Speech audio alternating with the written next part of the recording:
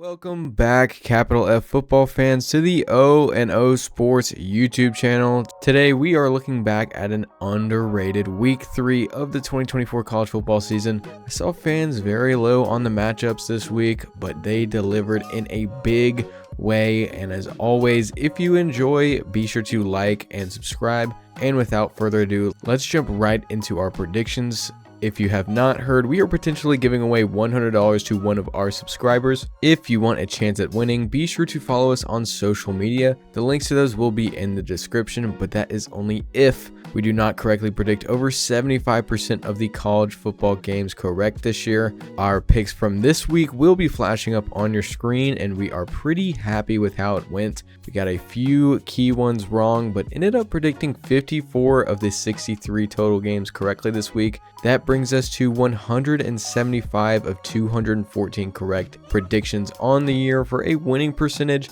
of 81.8, still over that 75% threshold, but teetering on the edge. So you still have a great shot at that $100. Be sure to follow us and stay tuned for our updates. And next, we're going to revisit our big impact matchups from last week, starting with Arizona at Kansas State. And we predicted the final score was going to be 31-27 in favor of the Kansas State Wildcats. The actual final score was Kansas State 31-7. And like we said in the preview, Kansas State was just more balanced and more efficient as a team overall than Arizona was in this one. Arizona's pass offense is spectacular, but it's going to be an uphill battle for that kind of team when you're facing a team that defends well, can pass the ball well, and run the ball very well. And that's what Kansas State did this week, and they dominated. Your player of the game in this one's going to be the quarterback Avery Johnson. Threw 14 of 23 through the air, 156 yards and 2 touchdowns, and with his feet he got an additional 110 yards.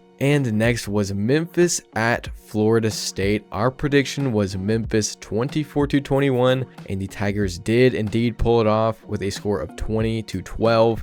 And this went just about how we expected it to go, except for the fact that we thought Memphis's rushing attack would be the difference maker, and they really didn't have that much of an impact, which is somehow even worse for Florida State. They just looked dreadful, incredibly inefficient. 2 for 12 on third down, 3 turnovers, under 4.5 yards per carry. Just an incredibly one-sided game. And if Norvell continues the DJ experiment after this one, we are really worried for this team. He is just not the guy for the Seminoles, plain and simple. For your player of the game in this one, it's going to be the quarterback Seth Hennigan. He went 25 of 38, 272 yards, 2 touchdowns, and an interception. About on par with what we said coming into the year. He is a dog. Next was LSU at South Carolina, and we came so close. Our prediction was South Carolina 16-13. The final score was LSU 36-33. We pretty much predicted the antithesis of this game. We thought it would be low scoring, close battle with LSU doing themselves in late, but it was the opposite. South Carolina was the driver in this one. It was very high scoring, and the Gamecocks ended up costing themselves this one. We know the late hit call was controversial. We've seen that kind of call in other games already this year. So purely as observers, we don't think it was that bad, but we understand the emotion there. And more importantly, they blew a 17-0 lead. Had a few penalties late in this one that stalled their drives. Just overall an undisciplined into this game for the Gamecocks. And your player of the game for this one is going to be the LSU running back Caden Durham. 11 carries, 98 yards, and 2 touchdowns. And before this game, we said LSU needed to find a run game to stand a chance. And with Durham, they did that and more. Great game from him this week. Up next, we have Boston College at Missouri. Our prediction this week was Missouri 35-14, and the final score was Missouri 27-21. The final score should have been much worse in this one, but to Boston College's credit, they went out and kept it close with the number 6 team in the country. Mizzou obviously didn't look bad in this one, just would like to see them get started a little bit sooner. Went down 14-3 early on, but showed resilience, stayed calm, came back, and ended the game with the W. Still a lot to work on, but a pretty decent first real showing for the Tigers. And your player of the game is wide receiver Luther Burden III, who had 6 receptions for 117 yards and a touchdown. Next was the Civil War, Oregon at Oregon State. We predicted the final score to be Oregon 35-21, and it was Oregon by much more, 49-14. And Oregon really came alive in this one. These are the Ducks we thought we'd be seeing in the first 2 weeks of this year, and it took them a bit longer than we expected, but they have arrived. Over 540 yards of total offense, over 9 yards per play, 4 for 6 on third down, no turnovers, just 3 penalties, and they held the Beavers to just over 300 total yards and 4.5 yards per play. Great formula for success in all of those stats we just listed, and a great day overall for the Ducks. They take the dub in magnificent fashion. Your player of the game in this one is going to be the quarterback, Dillon Gabriel. He went 20 of 24 through the air for 291 yards and 2 touchdowns, with an additional 4 carries for 64 yards and another touchdown. And next was the Apple Cup. We thought Washington was going to take this one 41-28, but the final score was Washington State 24-19.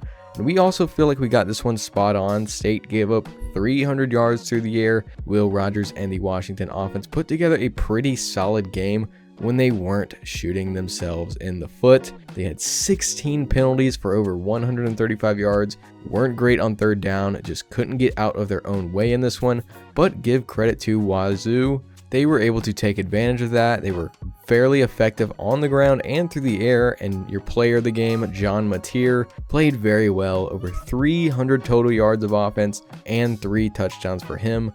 The Cougars take the 2024 Apple Cup. And for your O&O Sports game of the week, it was Alabama at Wisconsin. We predicted the final score to be Alabama 32-16, and the final score was Alabama 42-10. We thought this could make for a pretty interesting matchup, but it ended up being a splattering. Shout out Josh Pate. And Alabama is just in a different stratosphere this season, and Wisconsin has looked surprisingly mediocre to start the year, still lack a real identity offensively, and they've shown they have a beatable defense. But for Alabama, they've shown the opposite. Their defense has played very well to start this year, and that offense has looked very hard to guard so far. They have a couple of great backs, a great group of wide receivers, a great offensive line, and a true dual threat quarterback. And speaking of, our player of the game is him, Jalen Milroe. He went 12 of 17 throwing the ball for 196 yards and 3 touchdowns. He also carried it 14 times for 75 yards and 2 additional touchdowns. And for our capital T team of the week, you voted on it, and this week it is the Memphis Tigers. They beat Florida State 22-12 in a very impressive showing. We know Florida State hasn't looked great, but Memphis still did a great job in this one. Over 330 total yards to FSU's 230, 41.2% on third down compared to Florida State's 16.7%. Abysmal numbers there. And +2 in the turnover battle. Great game for the Tigers. And for your player of the week, you also voted on it, and it is backup quarterback Arch Manning. He came in for Quinn Ewers when he went down and was electrifying. Great showing from him. He went 9 of 12 through the air for 223 yards and 4 touchdowns, and had an additional 3 carries for 53 yards and another touchdown. Great showing for this no-name kid. Never heard of him in my life. Arch Manning, have a day. And moving on to the risers and fallers this week. For your risers, we're going to start with Alabama. They look a lot more complete than initially expected. They have virtually everything on point already. How far they can go will just be up to how good Milroe will be able to play against elite defenses. Bama is your first riser. Then we have Texas. Texas is also extremely talented, and now we know they are extremely deep, especially at quarterback. Arch Manning looked great, and before he went out, Ewers looked elite, but we knew that already. The Longhorns are your second riser, and your last one is Washington State. They've started off 3-0 already with 2 solid wins over Texas Tech, who hasn't been amazing to start the year, but had a great win this week, and Washington, who has looked pretty okay thus far. Still a lot to work out on defense, but for the most part, we are very excited to watch this team going forward. And for your followers, the first one is going to be Vanderbilt. Absolutely an unacceptable loss to a pretty mediocre Georgia State team. Absolutely cannot lose there. Vanderbilt was a team with a lot of momentum in the first 2 weeks of the year, possibly carrying over into a bowl eligibility scenario for them. They looked pretty respectable, but after a loss like that, man, just very disappointing. The trajectory of Vanderbilt might be up in the air after that one. And next, surprisingly, it's going to be the Georgia Bulldogs. They had a very close game with Kentucky. They ended up getting the W 13-12, but it was very sloppy. The Bulldogs had well under 300 yards of total offense. They went 5 of 13 on third down, 9 penalties. Just an overall bad performance for the Bulldogs, which is very surprising to see. We're not selling our Georgia stock yet. They still got the W, but still not a great performance. And as a little spoiler alert, this one will hurt them in our rankings this week. Moving on, for our last faller, it is the Wisconsin Badgers. And we were pretty confident they'd come out and play solid defense and have a more focused offense and give Alabama a run for their money for at least 30 minutes of this game, but it really just wasn't competitive. Wisconsin looked pretty bad overall in this one, and that's going to make them our third faller of this week. And moving on to our final segment of this video, it is the O&O Sports Top 25 Week 4 Power Rankings. Let's start with the teams that dropped out. It is Vanderbilt and South Carolina, previously number 24 and number 25, and replacing them, starting at 25, is the Memphis Tigers. Great win over Florida State. They're the first Group of 5 team to make it in our top 25. Next is Indiana at 24.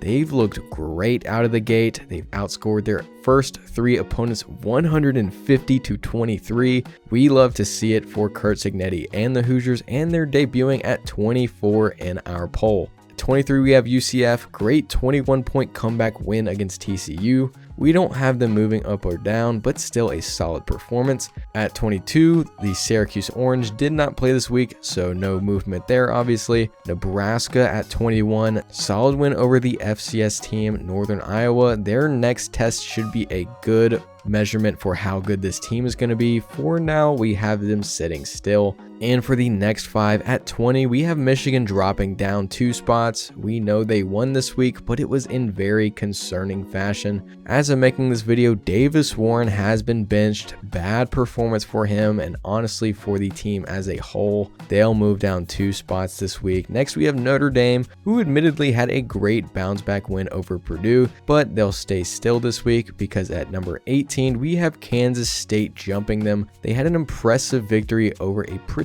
good Arizona team. They were ranked in the top 25 in the AP poll. We don't have them ranked, so we don't think it's as impressive as maybe they did. But regardless, they are hopping Notre Dame to the number 18 spot.